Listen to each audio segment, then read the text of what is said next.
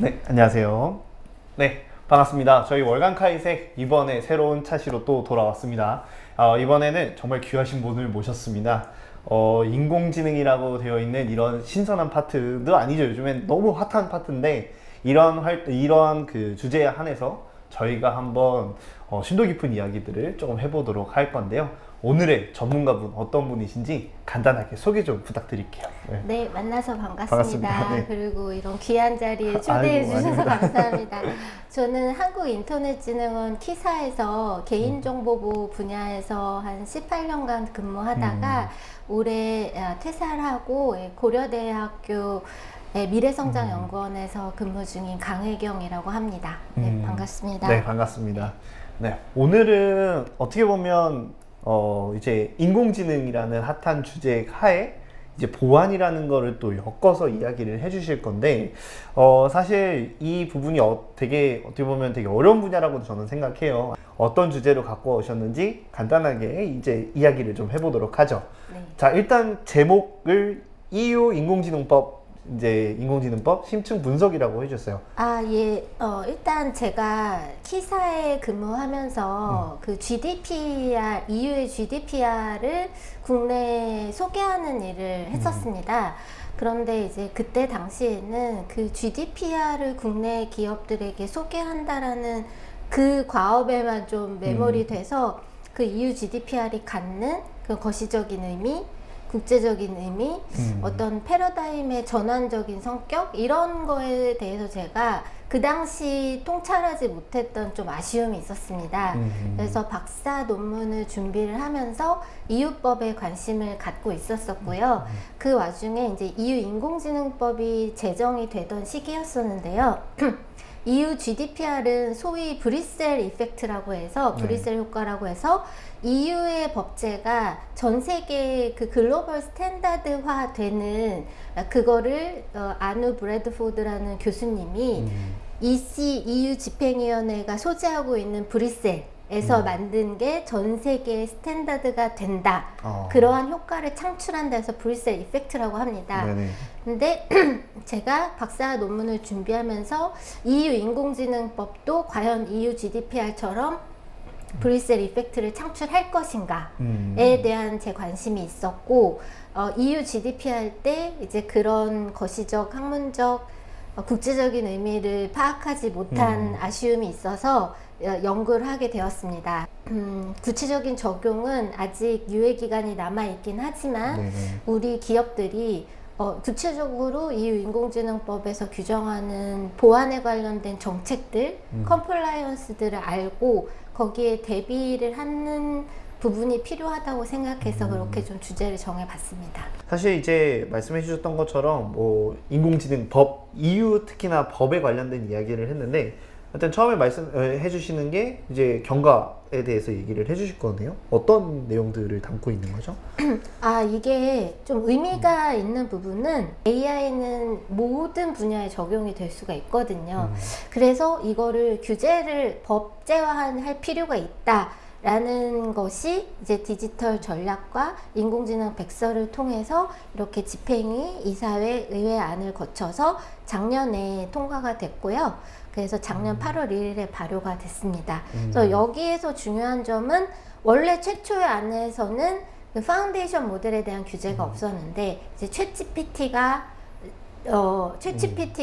태동하고 나서 갑자기 단시간 내에 1억 명의 이용자를 모으고 그래서 EU의 입법자들이 부랴부랴 이 파운데이션 모델에 대한 규제도 필요하다 해서 이제 마지막으로 추가가 됐고요. 이 부분을 좀 오랜 설명을 드리는 이유는 제가 모두에서 말씀드렸던 EU 법제가 글로벌 스탠다드가 돼서 후속 관할권의 입법에 영향을 미치는 효과, 그 브뤼셀 효과가 GDPR에 이어서 인공지능법도 창출이 될까가 네. 사실은 이제 초미의 관심사입니다. 그래서 해외에서는 EU 다음에 전 세계 두 번째로 인공지능 법을 통과시킨 나라가 우리나라이기 때문에 우리나라가 브뤼셀 이펙트의 증거다라고 해석하는 나라들도, 해석하는 학자들도 있고요. 또 일부는 한국은 어떤 엄격한 규제보다는 오히려 EU 사람들 입장에서는 오히려 혁신의 방점을 찍고 있다. 왜냐하면은 이렇게 디테일하게 살펴보면 규제의 디테일함이 굉장히 다르거든요. 네. 어떻게 보면 EU가 이제 주도권을 가지고 어떻게 보면 인공지능에 대한 산업을 좀 이끌기 위해서에 대한 어떻게 보면 과정이라고 좀 볼 수도 있을 것 같아요. 이 EU가 인공지능법을 제정하게 된 배경에는 뭐 국제 정치학적인 것도 무시할 수가 없죠. 그러니까 기술적으로는 미중 패권의 형태였기 때문에 EU는 기술적으로는 미국과 중국과의 기술 격차가 상당히 크고요. 그리고 두 번째로는 EU는 규제 전문성을 보유하고 있습니다. 그래서 규제 전문성을 보유하고 있고, 세 번째는 대부분의 큰 AI 기업들이 어디 소속일까요? 어느 나라가 보유하고 있을까요? 대부분 다 미국 아닌가요? 네, 미국 그죠? 아니면 중국이죠. 그래서 그런데 EU는 인구 4.5억 명에서 5억 정도 되는 전 세계 2위의 소비자 시장이거든요. 네네. 그러니까 미국의 빅테크 기업이 결국에는 자국의 국민들에게 서비스를 제공하고 있고, 이 인공지능으로 인해서 어떤 위험이 발현된다면 자국의 국민들이 그 피해를 보는 거기 때문에 그런 측면에서 EU가 규제적으로 선점한다 라는 의미가 있을 것 같습니다. 네. 제가 이제 뒤에 보안 규정을 말씀드리기 전에 그럼 EU 인공지능법의 핵심 프레임워크가 뭐냐, 이 핵심이 몇 가지 사항이 있거든요. 이제 그거에 대해서 기본적으로 개념이 있어야 뒷부분과 연결이 돼서 말씀을 드리는데요. 아까 말씀드렸듯이 이 인공지능법 규제라는 거는 비단 EU뿐만이 아니라 어느 나라든 이게 발현되지 않은 잠재적 위험에 대한 규제입니다. 예. 그래서 아직은 우리가 경험해보진 못했지만 예상하거나 예측할 수 있는 위험을 분류하여서 그 위험도별로 규제 수준을 차등화하는 그거를 위험 기반 접근법이라고 합니다. 슬라이드에 보듯이 일단 4단계가 있습니다. 그래서 먼저는 허용할 수 없는 위험, 고위험, 저위험 또는 최소한의 위험, 그리고 어떤 특정 부분의 위험, 제한된 위험이라고 하는데요. 이 4가지를 분류를 해서 예컨대 인간의 기본권, 건강, 안전에 해를 미치는 이거는 절대 받아들일 수 없다. 두 번째는 아까 말씀드린 기본권, 건강, 안전에 해를 그러니까 그 가치를 위배하는 건 아니지만 중대한 영향을 미치는 그런 영역에 대해서는 이 부분은 위험도가 높다고 판단하고 이 영역에 해당이 되는 AI 시스템에 대해서는 강력하게 규제를 해서 그 위험을 어느 정도 예방한 다음에 이 제품이나 서비스가 출시되도록 하겠다. 그래서 이 EU 인공지능법의 핵심 파트는 고위험 AI 시스템에 대한 규제고요.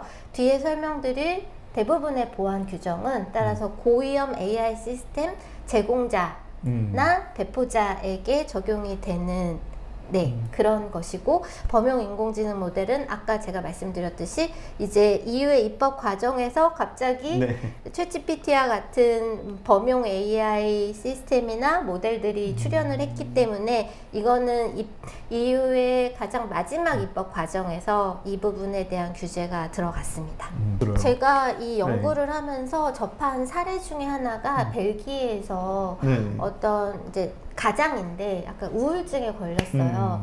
그래서 그 미국 스타트업 기업의 그 AI 챗봇과 채팅을 나눴는데 죽고 싶다, 뭐 하고 싶다, 뭐 이제 이런 거를 그 AI 챗봇과 대화를 나누다가 그 챗봇이 자살을 유도해서 실제로 목숨을 달리한 그런 사례도 있었고, 이제 그러한 부분들에 대해서 정말 우리가 예측할 수 없는 위험이 있기 때문에 이제 EU 입법자들은, 근데 이 EU 인공지능법이 정말 규제만 하는 법은 아니고요.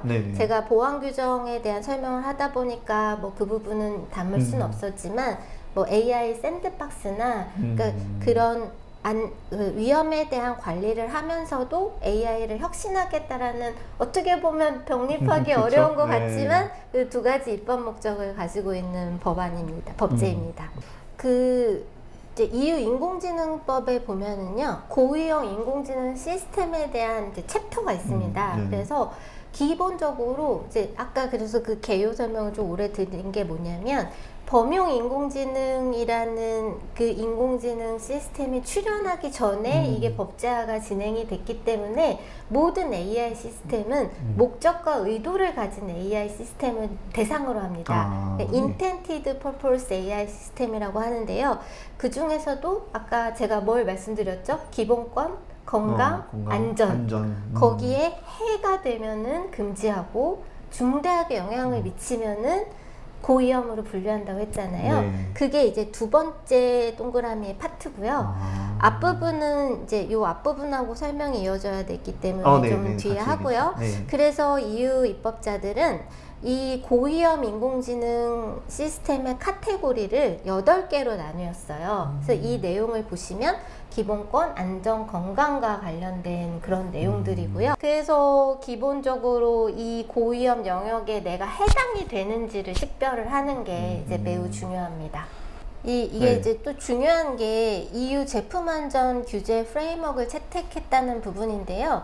원래 EU 입법자들이 법으로 시작한 게 아니고 처음에 이제 가이드라인으로 시작을 했다가 이제 법을 만드는 과정에서 이 기존 EU 법들과 컨플릭트 되지 않으면서 그 법들과 정합과 조화를 이루면서 연착륙하는 게 되게 중요했습니다.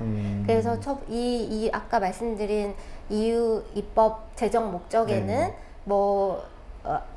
그런 그 AI 혁신도 있고 EU 시민들을 AI 위험이나 이런 데서 안전하게 보호하는 것도 있고 이제 여러 가지가 있는데 그 중에서 또 하나의 입법 목적이 기존 EU 법률과 정합을 이룬다라는 부분이었어요. 그래서 기존의 EU의 이제 제품안전법 규제 프레임워크라는 게 있습니다. 이거는 이 제품 안전 프레임워크는 쉽게 말씀드리면 어떤 제품 제조와 관련돼서 그 제조업자를 중심으로 하는 규제입니다. 그래서 그 제품 안전법에 해당이 되는 제품에 대해서는 이제 이게 명시가 되는데 그 제품에 대해서는 사전 적합성 평가라는 걸 받게 돼 있습니다. 그래서 EU가 이 트랙을 탄 거예요. 그래서 AI 시스템을 인공지능 시스템을 제품으로 간주하면 이 EU 제품 안전 프레임워크를 도입할 수 있기 때문에 결국에는 여기에서의 제조자라는 건 EU 인공지능법에서는 제공자가 되고 제공자 중심의 규제가 될 수 있고 그러면서도 고위험 AI 시스템 제공자 중심의 규제가 될 수 있고 가장 큰 장점은 얘를 시장에 출시하거나 서비스를 개시하기 전에 모든 이 법을 준수했음을 이 행위 주체가 입증을 해야 되기 때문에 안전성이 규제당국 입장에서 어느 정도 담보된다고 보이는 거죠. 그래서 그 툴을 채택했고 그래서 여기에서 맨 첫 번째 동그라미가 거기에 관련된 겁니다. 이제 앞에는 전체적으로 EU 인공지능법의 개요나 추진 배경이나 법의 성격이나 의미를 말씀을 드렸다면 여기는 이제 EU 인공지능법에서 보안 규정 관련된 내용인데요. 아까 말씀드린 것 같이 제가 EU 안전법, 제품 안전법 규제 프레임워크가 있다고 했잖아요. 근데 이제 여기에서는 물리적 제품에 대해서만 적용이 되는 그런 측면이 있는데 AI 기술의 특성상 이제 물리적 제품과는 또 다른 안전의 위험을 초래할 수 있기 때문에 그 법으로만 할 수가 없고 별도로 이제 AI 특성을 고려한 이제 보안 규정을 만들 필요가 있었고요. 연장선으로 AI는 뭘로 학습을 하죠? 데이터로 학습을 하죠. 데이터로 학습을 하죠. 그래서 이 데이터 자체에 편향성이 있다면 입력 데이터 안에 편향성이 있다면 garbage in, garbage out이잖아요. 그래서 AI 특유의 그 기술적 그리고 그 AI 특성상 학습 데이터에 내재된 뭐 편향성, 예상치 못한 입력 데이터에 대한 오작용, 그리고 지금 이제 인공지능법상의 AI 시스템의 정의는 머신러닝을 기반으로 합니다. 이것이 추론을 하면서 우리가 입력했을 때 의도하지 않은 형태로 뭐 예상치 못한 출력이 일어나면서 또 네. 보완적인 취약점이 발생이 될 수도 있고요. 이제 그런 부분, 그리고 기존 법규의 적용 범위 절차라는데, 기존 법규는 이제 시장에 출시됐을 때 하기 전에 좀 집중이 됐다라면은 이제 인공지능법은 예를 들면 AI 시스템 자체가 그 배포 후 적응성이라는 부분이 특징이 있기 때문에 배포가 된 이후에도 네. 어떤 보완적인 부분에 대한 지속적인 트래킹이나 모니터링이 필요하다. 이제 이런 부분이 반영된 보완 규정이 도입이 됐습니다. 어찌됐든 어찌됐든 AI 자체가 지속적으로 뭔가 데이터를 학습시키면서 변화가 되기 때문에 네. 이것까지를 좀 더 안전한 네. 규정으로 묶어줘야 된다는 거잖아요. 네, 진도가 네. 빠르십니다. 그거를 이제 네. 여기에서는 라이프 사이클이라고 전체적인 수명 주기를 다 위험 관리를 해라. 근데 그 위험 관리하는 가장 핵심적인 부분이 이제 보안 부분인 거죠. 이번에는 이제 사고 보고 의무 기술, 문서화에 대한 부분들 같이 네. 다루고 있는데, 네. 이건 어떤 내용들을 혹시 다루고 있죠? 이것도 그 네. EU 인공지능법의 보안 관련한 핵심 규정 중에 하나인데요. 아직 그 발현되지 않은 잠재적 위험에 대한 규제라고 했는데, 이게 이제 실제로 이 위험 때문에 어떤 사고가 났다면 그 사고에 대해서 즉각적으로 신고하고 신속하게 정해진 매뉴얼대로 대응하고 규제 당국에 보고하는 거. 네, 이제 네. 이게 핵심입니다. 이렇게 그렇죠. 긴 텍스트로 되어 네. 있지만, 그래서 이게 규제 당국이 이러한 데이터들을 모으고 이러한 이 사고에 대해서 분석하고 이제 이런 것들을 예방하기 위한 가장 중요한 데이터이기 때문에 이 사고 보고 의무가 굉장히 중요하고요. 그리고 이제 시장에 출시되거나 서비스가 제공되기 전에 기술 문서라는 것을 만들어서 네네. 이제 이거를 정기적으로 업데이트해야 됩니다. 이 기술 문서라는 것도 어떻게 보면은 컴플라이언스 입증의 측면인데요. 이렇게 해서 아까 말한 위험관리 시스템을 나는 잘 하고 있다. 예. 그래서 나중에 이거는 이제 이런 사고들이 났을 때 규제 당국이 트래킹할 수 있는 에비던스가 될 수 있고, 내가 잘 지키고 있다는 에비던스가 될 수 있고, 이거는 뭐 굳이 AI 액트뿐만 아니라 뭐 대부분의 정보보안 보안적인 쪽에서도 하고 있는 거라. 이 메커니즘은 사실 보안은 어렵진 않아요. EU 인공지능법상의 보안의 메커니즘이 정보 보안의 메커니즘하고 다르지 않거든요. 네. 예를 들면 다른 정책적인 영역이나 이런 거는 좀 새로운 것들이 있는데, 그래서 어렵게 생각하지 마시고 기존 보안의 메커니즘에 AI에 특화된 좀 특수하고 세밀한 규정들이 더 있다. 예, 이 정도로 이해를 하시면 될 것 같습니다. 근데 저희가 아까 사전에 살짝 얘기를 해봤잖아요. 네. 근데 사전에 살짝 얘기했을 때 정보 보안하고 약간 특이점이라고 얘기를 해주신 게 있었어요. 네, 네. 그게 뭐였냐면 네. 여기 보시면 실제 환경에서에 대한 테스트 발생한 사고를 이야기를 했었는데 요거 같은 경우는 이제 저희 뭐 정보보안 쪽 영역에서는 악성 코드를 실망해서 테스트를 한다고 해서 테스트를 한 거지 이게 실제 영향이 없으면 얘는 피해로 보고를 안 해도 되는 거거든요. 근데 얘는 특히나 이제 보고를 필요로 한다라고 되어 있거든요.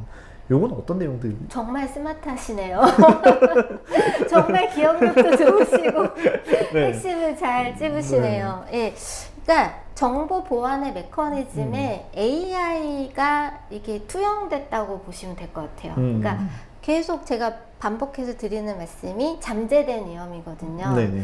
그래서 EU 인공지능법에는 이제 규제 샌드박스라는 조항이 있습니다. 네네. 그래서 그 실험실 환경, 말하자면 규제 실험실 환경에서 어떤 컴플라이언스를 감경하거나 면제해주는 그런 환경에서 중소기업이나 스타트업을 지원하기 위해서 혹은 공익적 목적으로 여기에서는 너네가 이렇게 실험해봐, 개발해봐 이렇게 하는데 이제 이걸 실제 환경에서도 하거든요. 근데 규제 당국은 어떤 위험이 발생하는지를 알아보고 싶은 의도도 있는 거예요.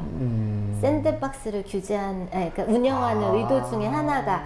그래서 그거를 미리 경험해보고 컴플라이언스 측에서는 이런 게 부족하고 보안 쪽에서는 이런 게 부족하니까 이걸 통해서 이 프로토타입을 통해서 우리는 이런 쪽을 개발해야 된다라는 그런 목적도 있어서 이 부분이 포함이 됐습니다. 네, 그래서 다음 장을 한번 넘어가 봐 주시면 많은 분들이 궁금해하실 분도 있을 것 같아요. 범용 인공지능이라고 하는 GPAI라는 용어를 처음 들어보시는 분들도 분명히 있을 것 같아서 그 내용들을 간단하게 좀 소개 겸 같이 내용을 같이 얘기를 해주시면 좋을 것 같아요. 아까 제가 말씀드렸듯이 원래 EU 집행위원회가 이 인공지능법 초안을 만들 때는 의도된 AI 시스템에 대한 규정만 있었어요. 그래서 아까 분야를 보셨듯이 뭐 생체 인식이라든지 뭐 고용, 채용 뭐 이렇게 정해진 카테고리가 있잖아요. 근데 요거는 좀 배경으로 알아두셔야 되는 게 EU는 입법 절차가 EU 집행위가 초안을 만들고 EU 이사회와 EU 의회가 각각의 이제 초안을 만들어서 뭐 그 절차가 있긴 하지만 그거는 첫 번째 장표를 보시면 되고요. 그렇게 해서 어쨌든 각각의 안을 모아서 그러니까 그 각각의 안을 가지고 이 세 기관이 협상을 해요. 그걸 트릴로그 안이라고 하거든요. 트릴로그를 통해서 최종 합의된 게 이제 법제화가 되는 거예요. 최종적으로 굉장히 그러니까 그 초안부터 마지막까지 이제 굉장히 긴 과정이 필요한 거죠. 근데 그 긴 과정 안에 챗GPT가 등장을 한 거예요. 네, 그래서 이 녀석은 목적이 없는 녀석이에요. 어마어마한 녀석이었죠. 쓰는 대로 나오는 녀석이에요. 그래서 EU 입법자들이 너무 당황을 한 거예요. 그리고 단시간 내에 1억 명이라는 이용자를 흡수했고, 그래서 이들을 과연 규제를 해야 될 것인가, AI 혁신적 이 파운데이션 모델과 다운스트림 제공자의 관계 이런 것들을 고려한다면 이걸 규제하지 말아야 된다라는 쪽도 있었지만 또 당시에 굉장히 문제가 됐던 게 할루시네이션이었거든요. 환각 효과가 있었고 부정확한 정보를 제공하고 그리고 개인정보가 유출되기도 하고 그리고 그런 것들 때문에 이런 부작용이 있기 때문에 규제는 해야 된다. 하지만은 아까 그 4개의 위험의 레이어 안에는 들어갈 수 없으니 이제 별도로 범용 인공지능 모델이라는 카테고리를 만들어서 이제 규제를 하게 된 것이고요. 쉽게 생각하면 파운데이션 모델인데요. 이제 이게 EU 인공지능법에서는 범용 인공지능 모델이라고 용어가 정의가 됐습니다. 그러면 뭐 사례도 가져와 주셨어요. 요거는 국내 사례네요. 네. 이거는 저도 한번 본 적이 있었어요. 더 잘 아실 것 같은데요. 국내에서 가장 유명한 AI 관련 이제 개인정보 유출 사건인데 이루다라는 AI 챗봇이 있었어요. 그래서 거기서 이렇게 대화를 하는데 대화에 AI의 답변이 뭐 소수자를 차별하거나 혐오하는 발언들을 한다든지 또 뭐 개인정보 유출된다든지 이제 이러한 일들이 있어서 이 부분이 이제 좀 의미가 있는 게 일단은 여기에서는 카카오톡 대화 데이터를 사용을 했다는 점 그리고 비식별화 조치 아까 제가 말씀드렸잖아요. 그 EU AI 법에도 기본적으로 비식별화 한다든지 이런 것들이 이제 보안의 기본으로 들어가 있거든요. 근데 그런 게 이루어지지 않았다든지 이렇게 여기 뭐 학습 데이터 편향성이 그대로 반영된다든지 해서 여기에서의 문제점들이 아까 말씀드린 그 AI가 가지고 올 수 있는 문제점과 유사하게 근데 유사하다기보다 그 AI와 관련된 문제점이죠. 그래서 그거를 참고하시라고 이제 가지고 왔고요. 밑에 그러면 국내에서 도대체 미치는 게 뭐냐? 국내에는 우리는 어떻게 되느냐? 이 얘기를 해야 될 것 같은데 그 내용들을 소개를 좀 해볼까요? 일단 EU법은 이제 역외 적용을 받습니다. 그래서 여러분들이 GDPR로 되게 익숙하실 텐데요. 여기에 적용을 받아서 EU에 설립되지 않더라도 설립되거나 소지하지 않더라도 예컨대 진행자님이 고위험 AI 시스템을 만드셨어요. 네네. 그리고 이 AI 시스템을 EU의 기업에 판매하고 싶어요. 그러면 한국에서 만드셨더라도 네. EU의 시장에 출시하거나 서비스를 제공하려면 EU 인공지능법의 적용을 받아야 되는 거예요. 그런 역외 적용이 있다라는 점이 이제 한국 기업에는 가장 큰 영향이라고 생각을 하고요. 두 번째는 우리가 GDPR을 준수할 때 네네. 사전에 입증해야 되는 규제 요건들은 없었잖아요. 네. 뭐 DPO 지정 정도? 네, 네. 그런데 고위험 AI 시스템에 대해서는 아까 말씀드린 것처럼 사전 적합성 평가를 네네. 받아야 되기 때문에 그 적합성 평가를 받기 위해서 법률을 준수해야 되는 거, 그걸 입증해야 되는 거, 그런 부분들이 이제 한국 기업에 영향을 미칠 수 있는 거죠. 네. 그래서 결국에는 이제 조직이 중요하잖아요. 네네. 이 모든 거를 헤쳐나갈 그쵸. 네. 인력과 조직이 필요한 거잖아요. 우리의 일자리. 네, 일자리 창출. 맞습니다. 그래서 네. 이게 보안은 보안, 윤리는 윤리, 법은 법 이렇게 돌아가서는 안 된다는 거죠. 그래서 사실 현재도 개인정보 하면은 뭐 기술적 관리적 보호 네. 조치하는 파트 따로, 뭐 법제도 맞습니다. 하는 파트 네. 따로 이렇게 하는데 항상 이제 이게 컨버전스가 돼야 된다는 말이 있잖아요. 그런 것처럼 이 AI는 특히나 법률이나 윤리나 기술적 보안적인 부분들이 다 이 전문가들이 통합된 다학제적인 전문 인력이 필요하고 그 다음에 이게 법무나 컴플라이언스 영향도 되게 필요한데 당연히 필요한데 특히나 이거는 기술법 IT법이기 때문에 그냥 보고 그 글을 이해하는 정도의 수준은 컴플라이언스가 넘어. 아니라 네. 정말 기술을 이해할 수 맞아요. 있는 네. 그래야지 이제 거기에 대해서 컨설팅 할 수 있고 위험을 식별할 수 있고 하기 때문에 이제 그런 게 중요하고요. 여기 국제 표준화 활동이라는 게 있는데 이제 요것도 굉장히 중요한데 오늘은 이것까지 다루면 너무 어려울 네네. 것 같아서요. 하지만 표준이라는 게 이제 이 EU 인공지능법의 출구 전략 중에 하나로 작용을 할 수가 있습니다. 그래서 국제 표준화 활동도 중요하고 규제 샌드박스를 활용하는 것도 이제 서로 윈윈이 될 수 있는 네네네. 특히 중소기업이나 스타트업은 이제 이런 규제 샌드박스를 많이 트라이 해보시는 게 이제 굉장히 중요할 수 있죠. 네네네.